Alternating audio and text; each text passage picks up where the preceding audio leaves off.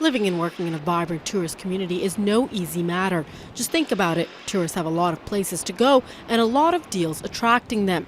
And that puts a lot of stress on the businesses that continue to make a go.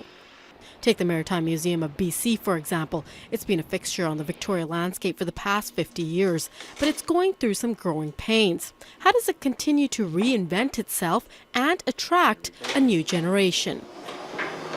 The traffic right now on a very good year is about 30,000. You look at the Royal BC Museum, it has almost 700,000. So not that we expect to reach those numbers, but if we could increase the flow through the gate at, say, 150, 200, even 300,000 people a year, we'd be self-sustainable. Staff at the Maritime Museum feel that since they aren't seeing the numbers they'd like to see coming into the current location at Bastion Square, a move here into the old Wax Museum building in the Inner Harbour would be a better ticket.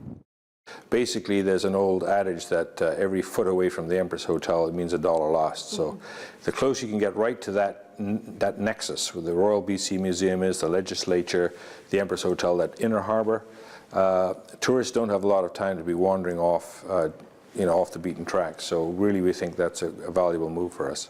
I think the principle there is that every museum needs to be on the general pathway of tourists and visitors that come here. And so certainly the Empress is in a pretty specifically central location. So let's be clear, Tourism Victoria is not the one picking who eventually will set up shop in here. That'll be the job of the Provincial Capital Commission, and obviously everyone wants a fair shot at it. But what Tourism Victoria wants to see is the right fit. From our perspective, we just want to see something that's a visitation driver in that building. It's a beautiful building. We understand that you had to do some seismic upgrades. It's always about safety first for citizens and for tourists. But once that's ready to go, we just hope that whatever's in there is really a tremendous visitation driver. And Jill Loretta says one thing that is working in their favor is they're all about the historical essence of this community, a rich maritime past. We are big supporters of a good, sustainable maritime museum. I think it's very much part of our heritage, obviously, and I've been through there a couple of times, and they got some great stuff in there. Here we have an exhibit about whaling on the coast.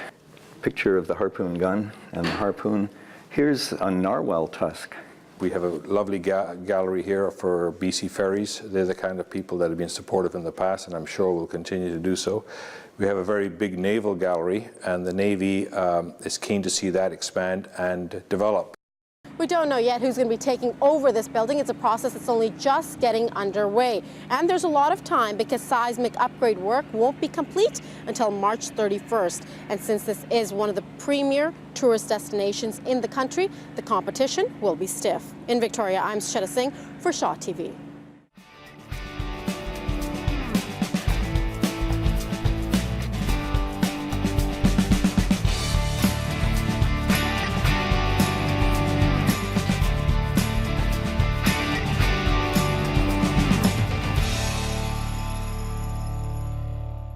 Producing over 9,000 hours of local programming every year. This is Shaw TV, your local voice.